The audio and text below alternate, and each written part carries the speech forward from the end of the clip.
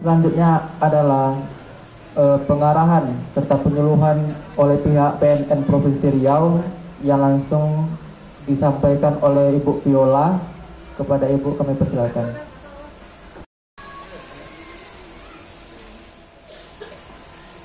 Assalamualaikum warahmatullahi wabarakatuh. Yang terhormat Bapak Kapolda Riau atau yang mewakili, yang terhormat Kepala Disnaker Provinsi Riau atau yang mewakili, dan yang terhormat Ketua Yayasan Permata Putih Bapak beserta jajaran. Perkenalkan, saya Viola Nindita Purnamasari, saya Subkoordinator Pemberdayaan Masyarakat dari BNN Provinsi Riau. Sebelumnya kami mohon maaf karena CUG-nya Bapak Kepala BNN Provinsi Riau yang akan hadir, tetapi karena beliau ada kegiatan lain, maka diwakilkan kepada saya. Nah, Bapak Ibu, berbicara mengenai narkoba. Narkoba saat ini sudah dikatakan sebagai darurat Indonesia. Indonesia dikatakan sebagai darurat narkoba. Saat ini Indonesia dikatakan oleh Bapak Joko Widodo, Indonesia darurat narkoba. Kenapa dikatakan Indonesia darurat narkoba? Yang pertama itu karena geografis Indonesia yang terbuka. Jadi banyaknya pulau-pulau di Indonesia, kemudian garis pantai yang luas. Nah, ini menyebabkan narkoba itu mudah masuk ke Indonesia. Kemudian juga di Provinsi Riau sendiri, khususnya garis pantai yang begitu panjang. Nah, itu sebagai jalur masuknya peredaran gelap narkoba masuk ke Indonesia. Nah, selain geografis Indonesia yang luas, kemudian demografis Indonesia yang besar. Nah, ini sebagai pasar potensial dari bandar narkoba untuk menjual narkobanya, barang haramnya itu ke negara kita. Nah, kemudian juga narkoba ini selain penyalahgunanya merupakan orang dewasa atau remaja, kemudian banyak anak-anak atau remaja ini yang menyalahgunakan narkoba. Jadi tidak hanya orang dewasa saja yang sebagai bandar, kurir, tapi anak-anak juga sekarang sudah sebagai penyalahguna narkoba. Kemudian adanya lapas yang bertransformasi sebagai pusat kendali narkoba, kemudian adanya narkoba jenis baru. Jadi banyak narkoba jenis baru yang masuk ke Indonesia. Jadi ada 85 narkoba jenis baru yang masuk ke Indonesia. Nah, di seluruh dunia sendiri itu ada sekitar 1047 narkoba jenis baru. Nah, yang sudah masuk ke Indonesia itu ada sekitar 85. Dan ada beberapa sebagian yang sudah masuk ke Permenkes. Nah, dilihat dari prevalensinya juga, narkoba ini semakin lama semakin meningkat. Dari yang 2019, penelitian di tahun 2019 itu prevalensinya di Indonesia sekitar 1,8%. Nah, di tahun 2021 prevalensinya ini meningkat, Bapak Ibu. Jadi dari yang 1,8% menjadi 1,95%. Nah, jadi naik 0,15% penyalahguna narkoba yang ada di Indonesia. 1,95% ini sekitar 3,66 juta jiwa.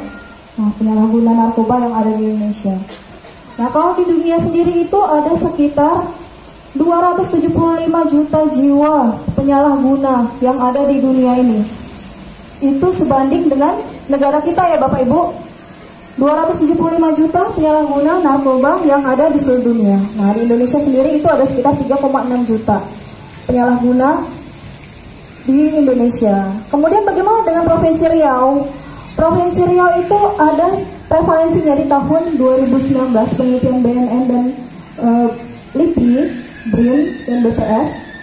Di tahun 2019 itu di Provinsi Riau 1,4%.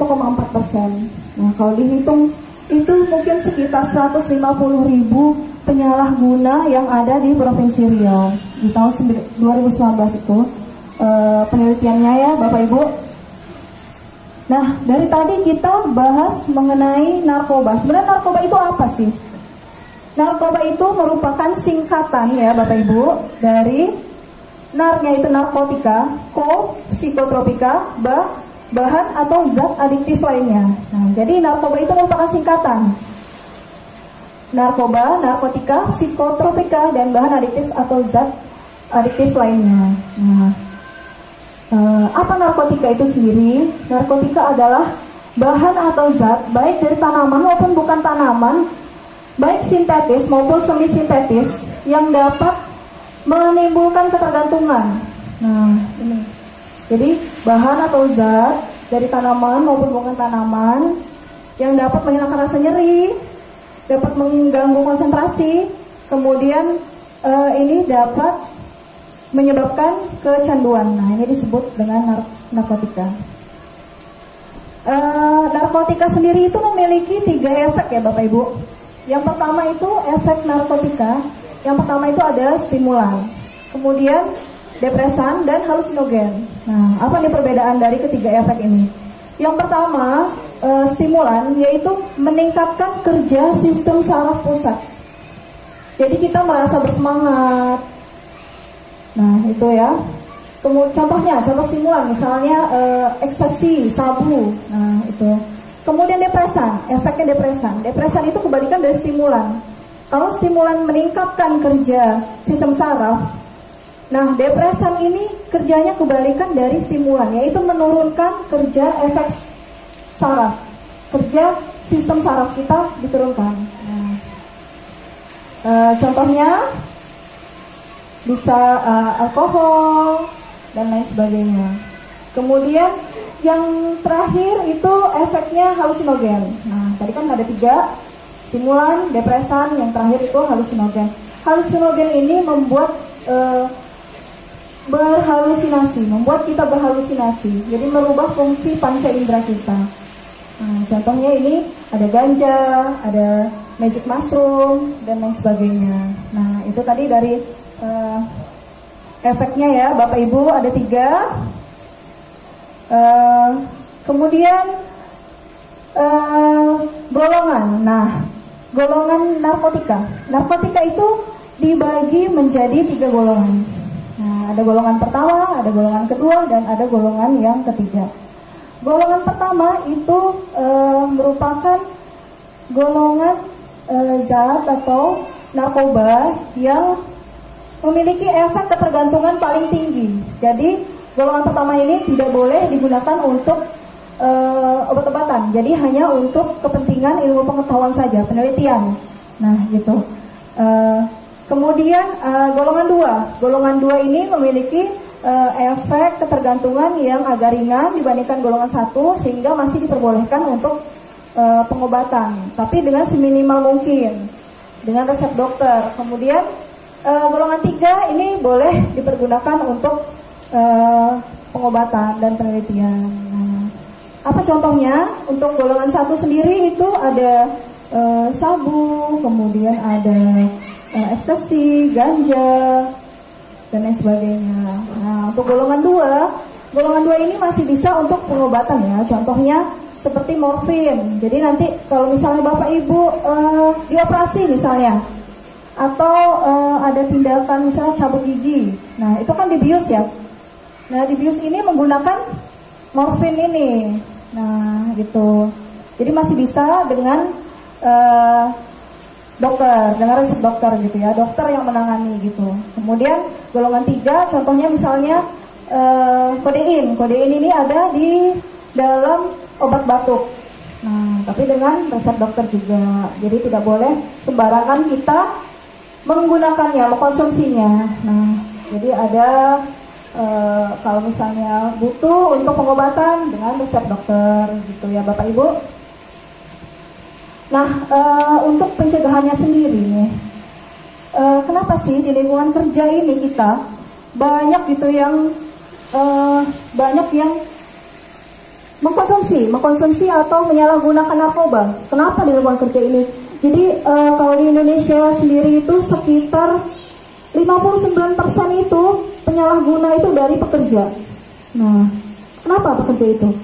Banyak gitu kan. Nah, ini yang pertama dari penghasilannya, mungkin dari penghasilannya ya. Yang pertama penghasilan yang besar misalnya gitu, atau penghasilan yang kurang dari perusahaannya. Misalnya dia tidak digaji dengan layak gitu ya, kurang dari UMR misalnya gitu. Nah, gimana dia memenuhi kebutuhan hidupnya? Nah, bisa dia tergoda kan, bisa dia diiming-imingin oleh bandar atau pengedar gitu untuk menjual untuk sebagai kurir dan lain sebagainya. Nah, dengan penghasilan yang besar juga ini kebutuhan rumah tangga mungkin sudah terpenuhi. Nah, dia bingung menghabiskan sisanya, sisa penghasilannya. Nah, dia main misalnya ke tempat karaoke Sabtu Minggu, misalnya ke tempat-tempat hiburan gitu. Nah, kemudian juga tekanan atasan. Nah, itu bisa memicu pelaksanaan penyalahgunaan dan peredaran gelap narkoba itu ke pekerja.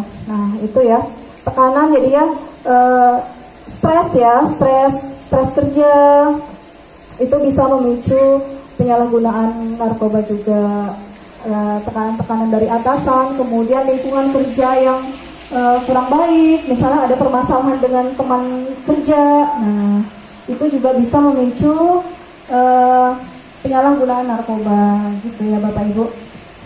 Nah, bagaimana kita mencegahnya di lingkungan kerja ini biar kita nggak terkena penyalahgunaan narkoba atau kita tidak terlibat, tidak menggunakan narkoba gitu kan? Bisa dari perusahaan melakukan nih penyuluhan anti narkoba kepada karyawannya, kemudian dilakukan tes urin rutin misalnya kepada karyawan-karyawan perusahaan, atau sebelum masuk misalnya ada aturan-aturan aturan-aturan tentang penyalahgunaan narkoba di perusahaannya. Jadi karyawan juga mikir ya, kalau mau menyalahgunakan nanti gimana nih, gitu kan, bisa ada hukumannya gitu, ada sanksinya di perusahaan gitu ya. Kemudian ya tadi bisa melakukan sosialisasi mungkin di sela-sela jam kerja gitu ya Bapak Ibu. Ciptakan lingkungan kerja kita, lingkungan kerja yang nyaman, yang kondusif gitu ya, agar kita di perusahaan atau di tempat kerja itu nyaman. Kita jangan menciptakan beban kerja misalnya ke bawahan, jangan kita terlalu menekan gitu. Kita harus bisa memanage stresor kita agar tidak terlibat penyalahgunaan narkoba ini. Nah, itu di lingkungan kerja. Kemudian gimana nih kalau misalnya ada saudara kita, orang tua kita, atau anak kita gitu terlibat penyalahgunaan narkoba, itu apa yang harus kita lakukan? Nah, Bapak Ibu bisa ya melaporkan ke IPWL, Institusi Penerima Wajib Lapor. Jadi bisa ke BNN, BNNP, BNN Provinsi Riau di Jalan Kepaya, atau bisa ke BNNK juga bisa. Nah, di Provinsi Riau sendiri ini ada 4 BNNK. Jadi dari 12 kabupaten kota di Provinsi Riau ini baru terdapat 4 BNNK ya. Di BNNK Pekanbaru, kemudian Dumai, BNNK Dumai, Kuansing, dan Pelawan. Jadi kalau ada keluarga atau teman atau saudara, orang tua, anaknya, bisa dibawa ke IPWL, ke BNN untuk dilakukan rehabilitasi. Di situ nanti akan dilakukan asesmen oleh tim dokter dan psikolog dari BNNP. Nanti dilihat apakah ini pemakainya pemakai ringan atau pemakai sedang atau pemakai berat.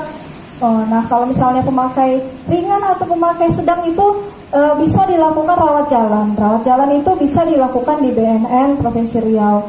Nah, nanti konseling setiap minggu dengan psikolognya, dengan konselornya. Kemudian kalau misalnya yang berat, pecandu berat, nah itu bisa dirujuk ya Bapak Ibu ke balai rehabilitasi. Jadi balai rehabilitasi BNN gitu ya. Karena kalau yang berat ini biasanya harus rawat inap.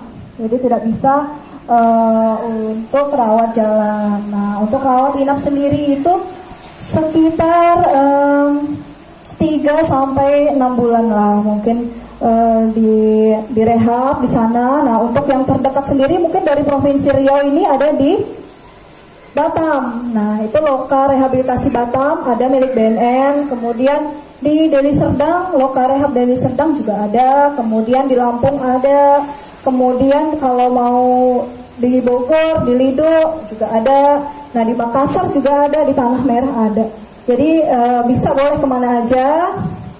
Nah, rehabilitasinya ini masalah pembiayaannya juga gratis ya Bapak Ibu. Jadi nggak usah khawatir di sana gimana makannya, apanya segala macam, obatnya. Nah, bisa Bapak Ibu tinggal lapor aja ke sana, gratis. Tapi nanti untuk biaya perjalanannya karena di sini nggak ada, nah itu ditanggung oleh keluarga gitu ya Bapak Ibu. Nah, untuk di Provinsi Riau sendiri ini milik BNN tidak ada rehabilitasi, jadi hanya ada miliknya Kemenkes. Itu di belakang, ada yang tahu Bapak Ibu?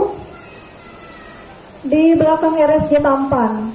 Nah, itu ada punyanya Kemenkes. Kemudian juga ada yang milik masyarakat juga ada, seperti Yayasan Solid, Solid Foundation, atau Sarasehan, dan lain sebagainya. Nah, sudah mulai banyak. Jadi bisa juga Bapak Ibu kalau mau rehab ke yayasan masyarakat itu semua bisa. Wassalamualaikum warahmatullahi wabarakatuh.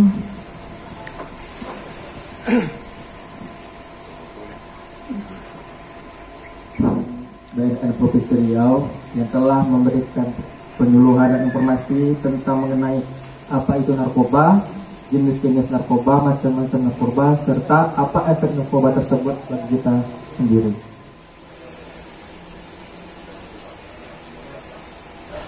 Bang, izin Bang, Abang dari perusahaan mana Bang? Mona Plaza Hotel. Apa nama? Mona Plaza Hotel. Di mana Plaza? Abang? Mona Plaza Hotel. Sama Abang ya. Penyuluhan narkoba nih Bang. Sangat bermanfaat Pak untuk pengetahuan pengetahuan. Kita sampaikan juga untuk rekan-rekan di perusahaan kita diterapkan di lingkungan perusahaan. Oke Bang, terima kasih banyak Bang atas kesenangan Abang dan penyuluhan narkoba. Oke Bapak, mengapresiasi pihak yayasan yang mau memberi dan waktu seperti ini untuk kita semakin dapat mengkobarkan bahwa kita semua terang terhadap narkoba. Narkoba tidak bisa ditoleransi. Kemudian. oke Bapak Ibu BNN.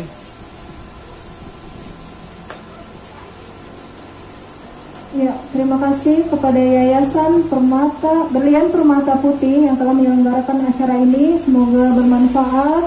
Selalu gelorakan War on Drugs. Oke, terima kasih mengucapkan pada panitia yang telah melaksanakan kegiatan ini. Kita berharap ini adalah merupakan momen yang penting dapat dilaksanakan secara terus-menerus sehingga kesadaran orang akan bahaya narkoba itu dapat kita ketahui bersama dan kita jadikan perang terhadap narkoba. Terima kasih. Saya dari Ketua Yayasan dan pengurus mengucapkan terima kasih atas dukungan Bapak-Bapak dan Ibu-Ibu dari BNN, Disnaker dan Bapak Kapolda atas mendukung Yayasan Berlian Permata Putih untuk penyuluhan narkoba di tingkat perusahaan dan masyarakat. Terima kasih banyak. Dari Riau, kepada perwakilan dari Disnaker Provinsi Riau, kepada perwakilan dari BNN Provinsi Riau, semoga acara ini bisa kita ambil manfaatnya bagi kita semua. Saya sebagai MC mengucapkan terima kasih dan mohon maaf apabila ada kesalahan saya dalam membawa acara. Wabillahi taufiq wal hidayah. Assalamualaikum warahmatullahi wabarakatuh. 1, 2, 3. Yayasan Berlian Permata Putih.